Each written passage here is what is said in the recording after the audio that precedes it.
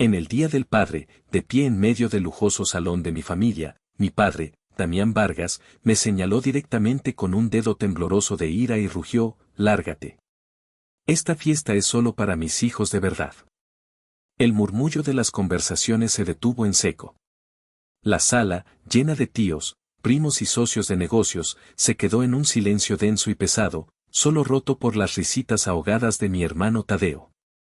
Sentí docenas de ojos clavándose en mí, una mezcla de lástima y desprecio que me quemaba la piel. Pero lo que Damián no sabía, lo que ninguno de ellos podía imaginar, era que su mundo, construido sobre cimientos de arrogancia y mentiras, estaba a punto de colapsar. No sabía que, en cuestión de minutos, el hombre que él tanto admiraba en las portadas de las revistas de negocios, el multimillonario Ciro Herrera, cruzaría esa misma puerta. Levantaría un simple papel y demolería cada gramo de su falso orgullo.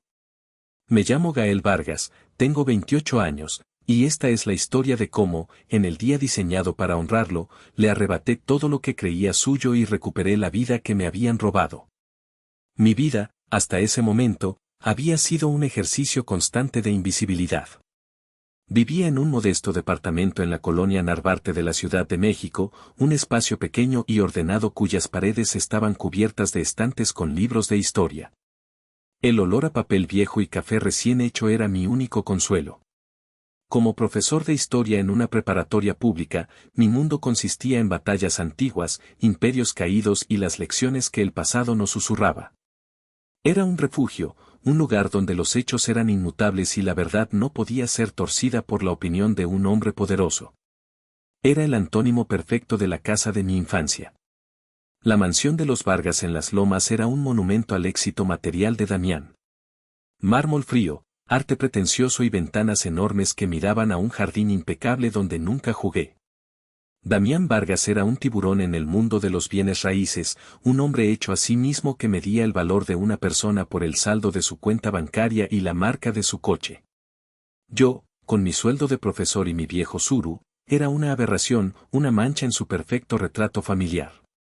Mi hermano Tadeo, 2 años menor que yo, era su obra maestra, arrogante, astuto para los negocios y con la misma sed de poder. Iker, el más joven, simplemente existía en la sombra de Tadeo, siempre ansioso por complacer. Y mi madre, Amalia, era la figura trágica de la casa, una mujer de belleza marchita y ojos perpetuamente tristes, cuyo amor por mí siempre se manifestaba en susurros y abrazos clandestinos. Aterrorizada por la ira de su esposo. Mi museo personal del dolor tenía exhibiciones que se remontaban a mi niñez. Recuerdo mi cumpleaños número 15 con una claridad dolorosa. Había pasado meses ahorrando de lo poco que me daban y de algunos trabajos de tutoría para comprarle a Damián una primera edición de La Visión de los Vencidos. Me costó 2,000 pesos, una suma que para mí representaba un sacrificio enorme. Ese día, en la comida familiar, se lo entregué con manos temblorosas. Al mismo tiempo, Tadeo, que entonces tenía 13, entró corriendo con un trofeo de un torneo de tenis juvenil. Damián me ignoró por completo. Levantó a Tadeo en brazos, alzó el trofeo como si fuera la Copa del Mundo y gritó: «Este sí es mi hijo. Un campeón. Y sangre de mi sangre». Luego, miró mi regalo, envuelto con esmero, y con un gesto de desdén, lo arrojó sobre un estante sin siquiera abrirlo. «Libros, qué pérdida de tiempo», masculló. Esa noche, mi madre entró a mi cuarto. No dijo nada, solo me abrazó mientras sus lágrimas silenciosas mojaban mi hombro. Su tristeza era mi única validación. 5 años después, la herida se hizo más profunda. En una cena familiar, con la valentía que solo la juventud idealista puede dar, anuncié mi decisión de estudiar historia en la UNAM para convertirme en profesor. La reacción de Damián fue volcánica. «Historia», se burló, su risa resonando en el comedor. «¿Quieres pasarte la vida limpiando pizarrones y mendigando un sueldo miserable? ¡Qué vergüenza! Tadeo va a heredar mi constructora, se hará cargo de un imperio. ¿Y tú? Tú eliges ser un don nadie, un fracasado». «Amo la historia, papá», intenté defenderme, con la voz ahogada. «Quiero inspirar a los jóvenes, enseñarles». «No me llames papá», golpeó la mesa con el puño, haciendo que los platos temblaran. Su rostro estaba congestionado por la furia. Ningún hijo mío sería tan débil, tan patético. No llevas mi sangre. Esa última frase se quedó flotando en el aire, cargada de un veneno que en ese momento no comprendí. Creí que era una simple metáfora de su decepción. Qué equivocado estaba. El patrón de humillación se volvió una tradición. En la Navidad del año pasado, la disparidad fue casi cómica en su crueldad. Tadeo, a sus 26, recibió un reloj Rolex que costaba más de 250,000 pesos. Iker, con 23, recibió el enganche para un BMW nuevo. A mí, Damián me lanzó una caja mal envuelta. Dentro había un suéter de una tienda departamental, de una marca genérica y con la etiqueta de liquidación aún pegada. Para que no andes dando lástima con esos trapos que usas, dijo, y la mesa estalló en risas. Yo forcé una sonrisa, me puse el suéter sobre mi camisa y soporté el resto de la velada sintiendo la lana barata picándome en la piel, un recordatorio físico de mi lugar en esa familia. Cada uno de estos recuerdos era una pieza en el rompecabezas de mi exilio, pero la imagen completa seguía oculta, esperando la pieza final que lo cambiaría todo. Esa pieza llegó una noche de octubre, bajo una lluvia torrencial que convertía las calles de la Ciudad de México en ríos de asfalto y luces borrosas. Volvía tarde de dar clases particulares en el sur de la ciudad, cansado y con el ánimo por los suelos. Para acortar camino, tomé un atajo por una callejuela en la colonia San Pedro de los Pinos, una de esas calles angostas y mal iluminadas que la gente suele evitar. Fue entonces cuando lo escuché. Un sonido sordo, un quejido ahogado que apenas se distinguía del golpeteo de la lluvia. Reduje la velocidad de mi viejo Tsuru y agucé el oído. En el cono de luz de un farol parpadeante, vi una escena sacada de una pesadilla. 3 hombres jóvenes rodeaban a una figura caída, un hombre mayor al que pateaban con una hazaña brutal. Mi primer instinto fue pisar el acelerador y huir. El miedo me paralizó, un sudor frío recorrió mi espalda. Yo no era un héroe. Damián me había convencido de que era un cobarde, un ratón de biblioteca. Pero entonces, el hombre en el suelo levantó una mano débilmente, en un gesto fútil de defensa, y algo dentro de mí se rompió. No podía seguir conduciendo. No podía ser el hombre que simplemente miraba hacia otro lado. Sin pensarlo más, presioné el claxon con todas mis fuerzas. El sonido agudo y estridente cortó la noche. Al mismo tiempo, encendí las luces altas, inundando el callejón con una luz blanca y cegadora. «Déjenlo en paz o llamo a la patrulla ahora mismo», grité, mi voz temblando pero sonando más fuerte de lo que esperaba. Los 3 matones se sobresaltaron, cegados por la luz. Se miraron entre sí, y uno de ellos maldijo. Evidentemente, no querían testigos. Con una última patada al hombre caído, salieron corriendo y desaparecieron en la oscuridad. Apagué el coche y corrí hacia el hombre. Estaba inconsciente, con el rostro ensangrentado y un corte profundo en el abdomen que no dejaba de manar.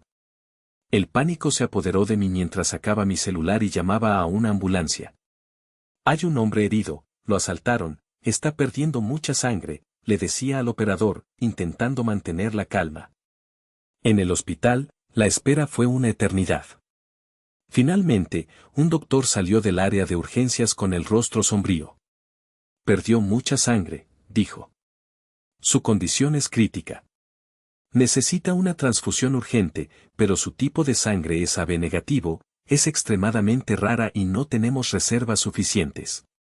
Un impulso inexplicable me hizo hablar. Yo puedo donar. Hágame la prueba. El doctor me miró con escepticismo, pero la desesperación ganó. 15 minutos después, volvió con los ojos abiertos de par en par. «¿Es usted compatible?» «Es un milagro».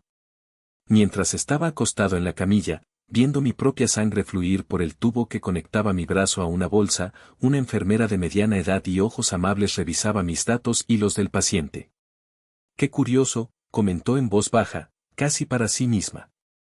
«No solo comparten un tipo de sangre que casi nadie tiene, hasta el gesto que hacen al fruncir el ceño es idéntico. Si no supiera que es imposible, diría que son padre e hijo». Me reí nerviosamente. Debe ser solo una coincidencia, respondí. Pero sus palabras se quedaron grabadas en mi mente, una semilla de duda plantada en el terreno fértil de una vida de preguntas sin respuesta. En ese momento no lo sabía, pero no era una coincidencia. Era el destino, llamando a mi puerta de la forma más violenta e inesperada. Una semana después, la normalidad había regresado, o al menos su apariencia. Daba mis clases, calificaba exámenes y trataba de no pensar en el hombre del callejón. El hospital me había informado que se estaba recuperando satisfactoriamente y que su familia se había hecho cargo. Asumí que nuestra extraña conexión había terminado ahí. Estaba en medio de una clase sobre la caída de Tenochtitlán cuando la secretaria de la escuela tocó a la puerta de mi salón. «Profesor Vargas», dijo en voz baja, «tiene una visita». Fruncí el ceño. Nadie de mi familia me visitaría jamás en el trabajo. Salí al pasillo y lo vi. Era él. El hombre que salvé. Estaba de pie, vestido con un traje impecable de color gris oscuro que seguramente costaba más que mi coche. Se veía más viejo a la luz del día, con finas arrugas alrededor de sus ojos, pero emanaba un aura de poder y calma que llenaba el pasillo. «Señor, ¿se encuentra bien?», tartamudeé. Él sonrió, una sonrisa genuina que suavizó sus rasgos. «Mucho mejor, gracias a ti. Soy Ciro Herrera. Y vine a agradecerle personalmente, Gael». Ciro Herrera. El nombre me sonaba vagamente. Más tarde, una búsqueda rápida en Internet me revelaría que era uno de los hombres más ricos de México, un magnate de la tecnología y la logística que había construido un imperio desde cero. Insistió en invitarme a un café después de mis clases. Nos sentamos en una pequeña cafetería, un lugar sencillo que yo frecuentaba. Me sentía cohibido, consciente de mi ropa modesta frente a su elegancia discreta. Pero Ciro tenía una habilidad especial para hacer que la gente se sintiera cómoda. Hablamos durante más de 2 horas. Me preguntó sobre mi trabajo, mi pasión por la historia. Escuchaba con una atención que nunca había recibido de Damián. «Es fascinante cómo encuentras orden y lecciones en el caos del pasado», dijo, mirándome fijamente. «Se necesita una mente especial para eso». Me sonrojé, no acostumbrado a los cumplidos. La conversación derivó hacia nuestras vidas. Le hablé de mi familia de forma superficial, evitando los detalles dolorosos. Cuando le pregunté por la suya, su sonrisa se desvaneció. «No tengo familia», dijo en voz baja. «Nunca me casé, no tuve hijos. Mi trabajo, lo consumió todo». Entonces, para llenar el silencio incómodo, empecé a hablar de mi madre, Amalia. Describí su amor por las gardenias, su naturaleza gentil y su tristeza perpetua. Al mencionar su nombre, Amalia, vi cómo el rostro de Ciro cambiaba por completo. La taza de café se detuvo a medio camino de sus labios. Su mirada se perdió en la distancia. «Amalia», repitió, su voz apenas un susurro. «¿Así se llama tu madre?». Asentí, confundido por su reacción. Él se quedó en silencio por un largo momento, como si estuviera reviviendo un fantasma. «Yo conocí a una Amalia en la universidad», dijo finalmente, con la voz cargada de una emoción que no pude descifrar. «Era el amor de mi vida. Pero yo era joven, ambicioso, me fui a Estados Unidos a buscar fortuna. Le pedí que me esperara, pero la vida nos separó. Es el mayor arrepentimiento de mi vida». Un escalofrío me recorrió. Demasiadas coincidencias. La sangre, los rasgos, el nombre. Pero mi mente, entrenada para buscar la lógica, se negaba a aceptarlo. La reunión terminó de forma extraña. Ciro, notando un hilo suelto en mi saco, se ofreció a arreglarlo. Un hombre siempre debe lucir impecable. «Permíteme», dijo, y con un movimiento rápido y discreto, lo arrancó. Lo vi guardárselo en el bolsillo de su pantalón, un gesto que me pareció peculiar pero inofensivo. Luego, al despedirnos afuera, se quejó de un frío repentino. «Olvidé mi bufanda», dijo, «¿te importaría si me llevo tu saco solo para llegar a mi coche? Mi chofer te lo devolverá mañana sin falta». Me sentí tan abrumado por su presencia que accedí sin pensarlo. Le di mi saco, una prenda vieja y desgastada. Él me dio las gracias, me dio una palmada en el hombro que se sintió extrañamente paternal, y se fue. No sabía que le acababa de entregar la llave final para desvelar un secreto de 28 años. Pasaron 3 días de un silencio agobiante. El chofer de Ciro me devolvió el saco al día siguiente, perfectamente limpio y planchado, pero no hubo ninguna otra comunicación. Empecé a pensar que había imaginado todo, que la conexión que sentí era producto de mi propia soledad y de la extrañeza de las circunstancias. Intenté sumergirme en mis libros, en las vidas de emperadores y revolucionarios, pero mi propia historia ahora me parecía un enigma más complejo que cualquier texto antiguo. El viernes por la tarde, mi celular sonó. Era un número desconocido. Gael, la voz de Ciro sonaba diferente. Había una urgencia, una emoción contenida que me puso en alerta. ¿Podemos vernos? Es importante. Muy importante. Nos citó en una suite de un hotel de lujo en Polanco, un lugar que yo solo había visto en películas. El corazón me latía con fuerza mientras subía en el elevador de cristal. Me recibió en la puerta. Su rostro era una máscara de emociones en conflicto, había alegría, un dolor profundo y una determinación de acero. Pasa, hijo, dijo. La palabra hijo salió de sus labios con una naturalidad que me heló la sangre. Sobre una mesa de caoba había una carpeta. Ciro la abrió y sacó un documento. Me lo entregó sin decir una palabra. Mis manos temblaban mientras leía el encabezado, prueba de paternidad por ADN. Mi vista bajó por las columnas de marcadores genéticos hasta la conclusión final, impresa en negritas, probabilidad de paternidad, 99.999%. El mundo a mi alrededor se desvaneció. El aire se volvió espeso, difícil de respirar. Tuve que apoyarme en el respaldo de un sillón para no caer. Levanté la vista hacia Ciro. Él tenía los ojos llenos de lágrimas. El hilo de tu saco fue suficiente, susurró. Gael, yo no sabía que existías. Te juro por mi vida que no lo sabía. Amalia nunca me dijo que estaba embarazada. Cuando me fui a Estados Unidos, perdí el contacto. Años después, me enteré de que se había casado con ese hombre, con Damián Vargas. Supuse que era feliz, que había seguido adelante. Durante 28 años, he vivido con un vacío, lamentando haberla perdido. Pero ahora sé que lo que perdí fue mucho más. Me perdí tu vida entera.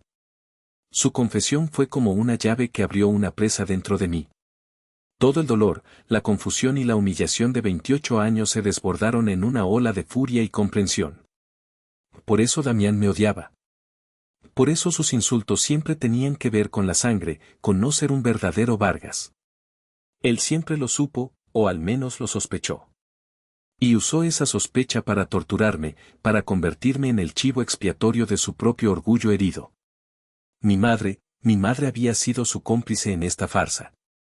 Me derrumbé en el sillón, con la cabeza entre las manos. Le conté a Ciro todo. Le hablé del regalo de cumpleaños arrojado al estante, de la cena en que me llamó fracasado, del suéter de liquidación, de cada palabra hiriente, de cada gesto de desprecio. Hablé durante casi una hora, vaciando el veneno que había acumulado durante toda una vida. Ciro escuchaba en silencio, su rostro endureciéndose con cada palabra. Cuando terminé, había una frialdad peligrosa en su mirada. Se levantó y caminó hacia la ventana, contemplando la ciudad que se extendía a sus pies. Ese hombre, Damián, te ha hecho pagar por un pecado que no cometiste, dijo, su voz baja y controlada. Te robó un padre, te robó tu identidad y te robó tu derecho a ser amado. ¿Y tu madre? Amalia, lo permitió. Se volvió hacia mí, y en sus ojos vi el reflejo de mi propio dolor, magnificado por décadas de pérdida. Esto no se va a quedar así, Gael. No vamos a enfrentarlos con gritos ni con violencia. Vamos a desmantelar su mundo pieza por pieza, con la única arma que ellos entienden y respetan, la verdad, presentada con poder y humillación pública. Por primera vez en mi vida, no me sentí solo. La ira compartida era un bálsamo extraño. Juntos, en esa lujosa suite hotel, padre e hijo recién encontrados, comenzamos a trazar el plan. La venganza no sería un acto impulsivo de rabia. Sería una obra de teatro, una ejecución precisa y devastadora. Y el escenario sería perfecto, la fiesta del Día del Padre de Damián Vargas. Los 2 días siguientes fueron una calma tensa antes de la tormenta. Ciro y yo hablamos durante horas, reconstruyendo 28 años perdidos en conversaciones que se extendían hasta la madrugada. Fue abrumador y sanador al mismo tiempo. Descubrí que compartíamos el mismo humor seco, el amor por la historia y una aversión por la ostentación innecesaria. Encontré en él el reflejo de mí mismo que nunca había visto en nadie más. Mientras tanto, el mundo de los Vargas seguía su curso. Mi celular vibraba ocasionalmente con notificaciones del chat familiar, del cual aún no me habían eliminado formalmente. Eran fotos de los preparativos para la gran fiesta del domingo, Tadeo presumiendo una botella de coñac carísima, Iker mostrando el nuevo asador. Mi madre enviando fotos de los arreglos florales con emojis sonrientes que ahora me parecían macabros. Yo era invisible en sus planes, como siempre. El viernes por la noche, 2 días antes de la fiesta, recibí la llamada. Era Damián. No hubo saludo. Escúchame, Gael, su voz era un gruñido frío y cortante, como el metal. Este domingo ni se te ocurra aparecer por la casa. ¿Entendido? Pero, es el Día del Padre, dije, más por costumbre que por deseo de ir. Esa fiesta es para mis hijos de verdad, espetó, y pude sentir el desprecio goteando en cada sílaba. Es para celebrar a los que honran el apellido Vargas. Tú no perteneces aquí. Eres una vergüenza. Hubo una pausa, y luego añadió la estocada final. Si te atreves a venir, te echaré a patadas frente a todos. No me tientes. Y colgó. Me quedé de pie en medio de mi sala, con el teléfono en la mano. No sentí dolor. No sentí tristeza. La humillación ya no tenía poder sobre mí. Lo que sentí fue una claridad absoluta, una calma glacial que nunca antes había experimentado. Era el chasquido final de la última cadena que me ataba a la esperanza de su aprobación. Era la confirmación de que nuestro plan no solo era justo, sino necesario. Marqué el número de Ciro.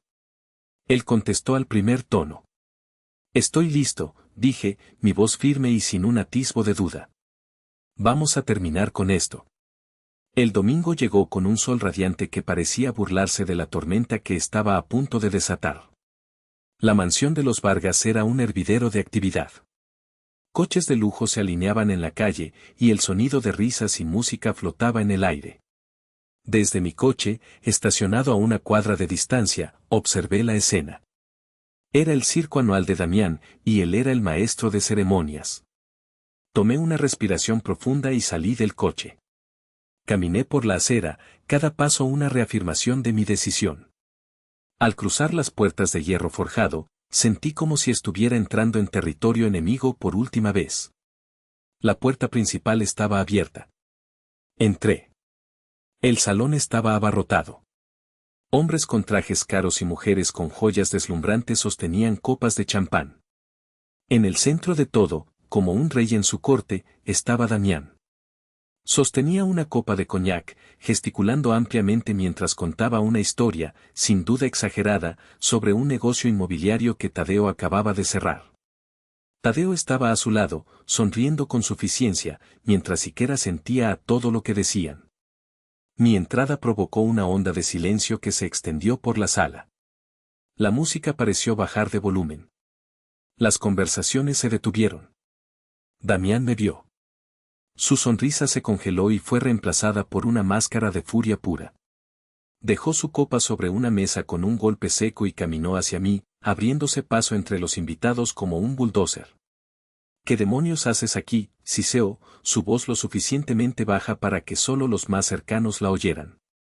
¿No te lo advertí? Solo empecé a decir, pero no me dejó terminar. Su rostro se congestionó de un rojo violáceo. Ya no le importaba la discreción.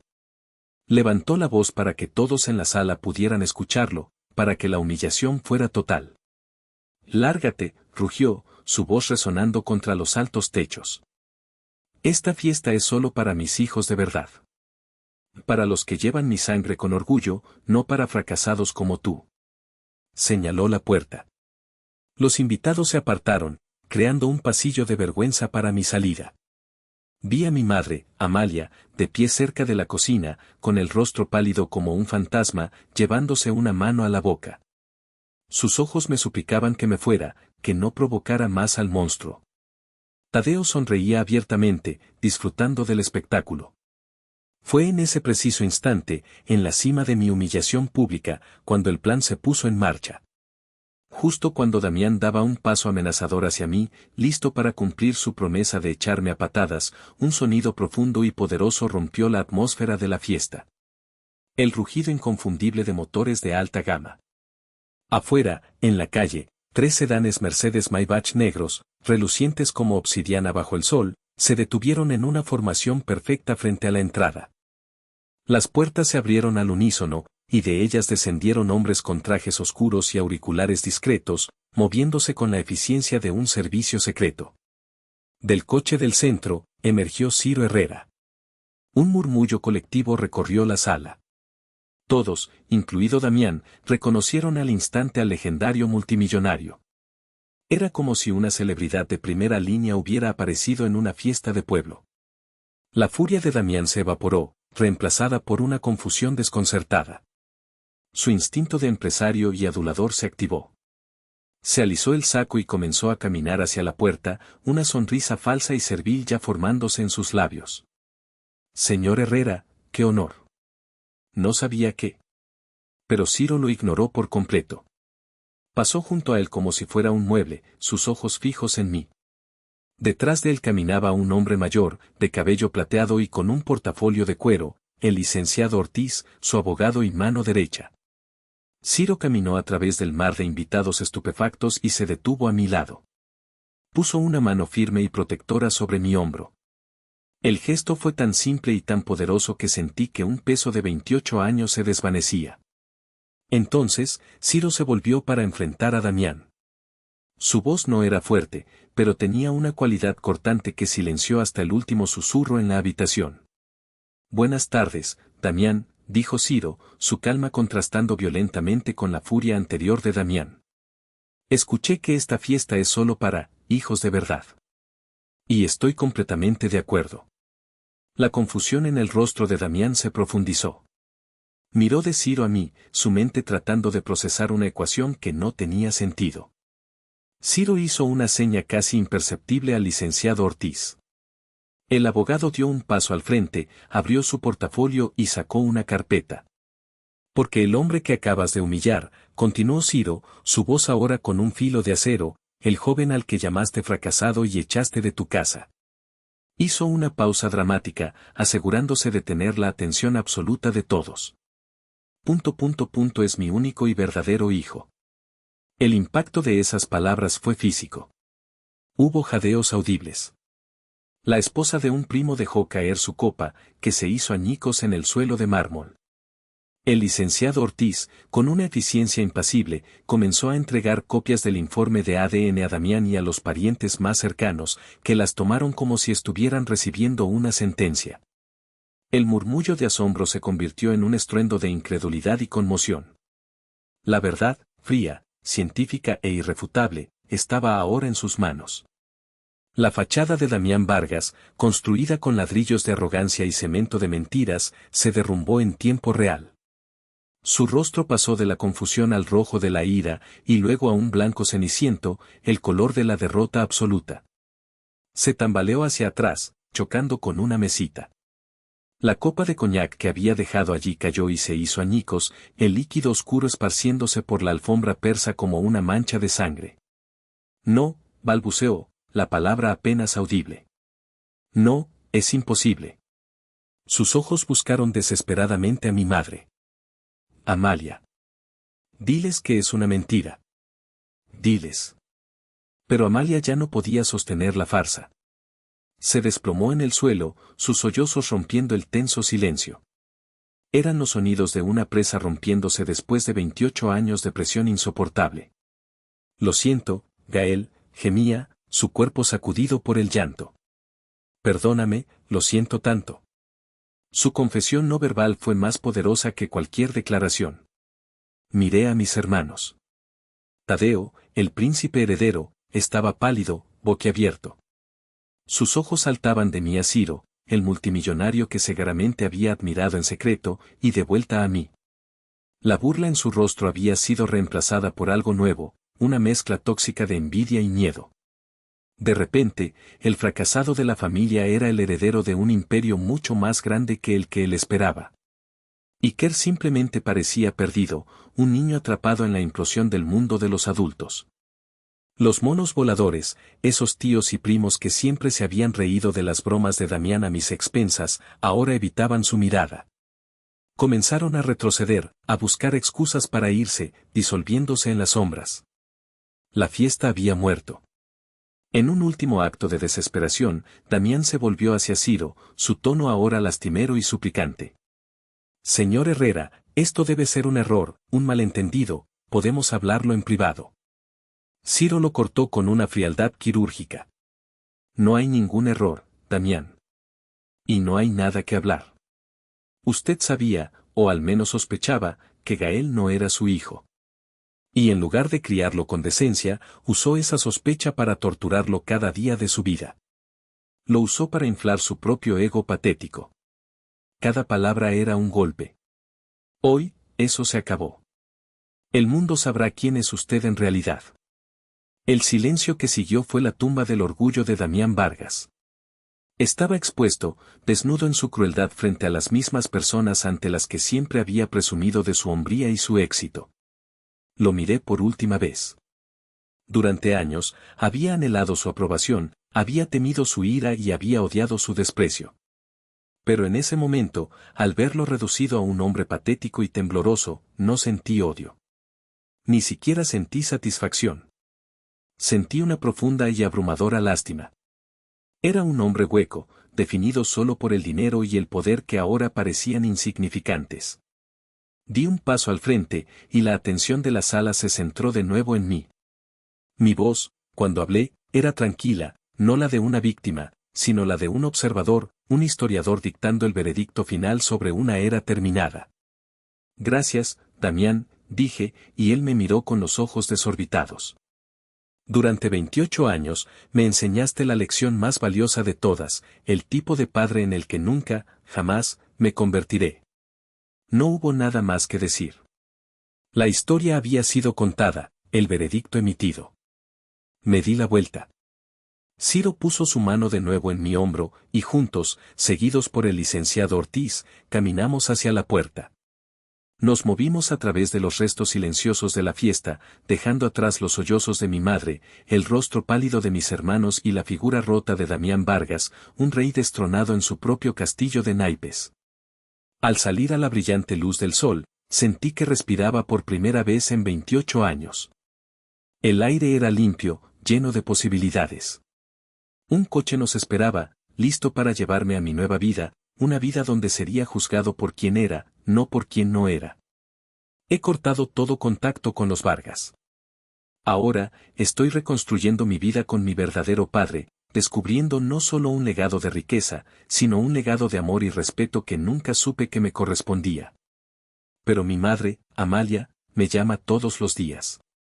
Llora, me pide perdón, jura que su silencio fue un intento equivocado de protegerme de la ira de Damián, de un hombre violento del que dependía por completo. Me dice que temía que si la verdad salía a la luz, él nos haría daño a ambos. ¿Debería creerle y darle una oportunidad, después de 28 años de silencio cómplice? ¿O soy el malo si cierro esa puerta para siempre, para protegerme de un pasado que casi me destruye?